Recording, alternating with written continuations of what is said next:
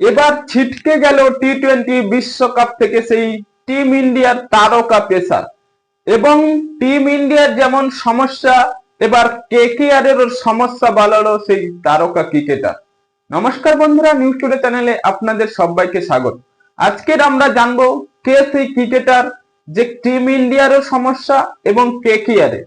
সেই কেকেআর এর পেসার হার্ষিদ রানা এবার টি-20 বিশ্বকাপে যে টিম ইন্ডিয়ার স্কোয়াডে ছিলেন তিনি এবার ছিটকে গেলেন।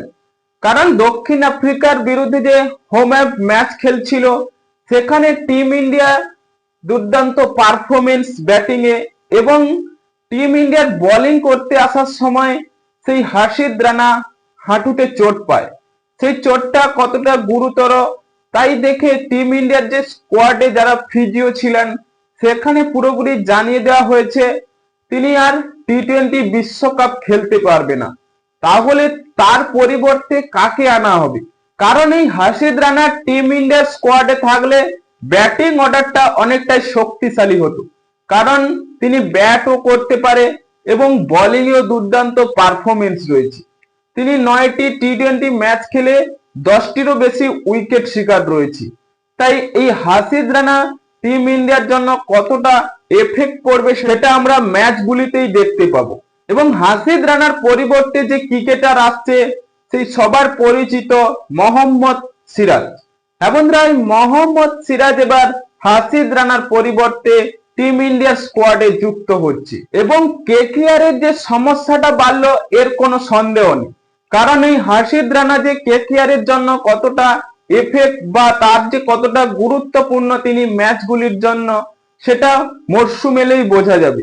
কারণ কেকেআর এর এই পেসার এবার মাতিসা পাতিরানা রয়েছে। যাই হোক, হার্ষিদ রানা থাকলে তার ব্যাটিংও আমরা দেখতে পেতাম ইডেনে এবং বোলিংও দেখতে পেতাম।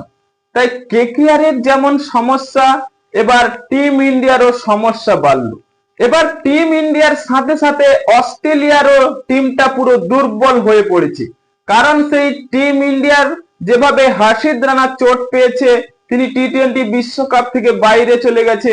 এবার অস্ট্রেলিয়ার ক্রিকেটেও সেই তাদের পেসার জস হেজেলউড তিনিও টি-20 বিশ্বকাপ খেলতে পারবে না। কারণ ভারতের সাথে সেই প্রতিপক্ষ ছিল একমাত্র অস্ট্রেলিয়া, তাদেরও টিমটা একেবারে দুর্বল, সেই পেস অ্যাটাকে থাকছে না এবার হেজেলউড। হ্যাঁ বন্ধুরা, আপনাদের কি মনে হয় আমাদের হার্ষিদ রানা তাড়াতাড়ি সুস্থ হয়ে উঠুক এবং কেকেআর এর হয়ে খেলুক? তাই আমরা সকলেই চাই।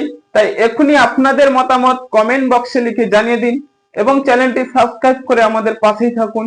ভিডিওটি শেষ পর্যন্ত দেখার জন্য আপনাকে অসংখ্য ধন্যবাদ।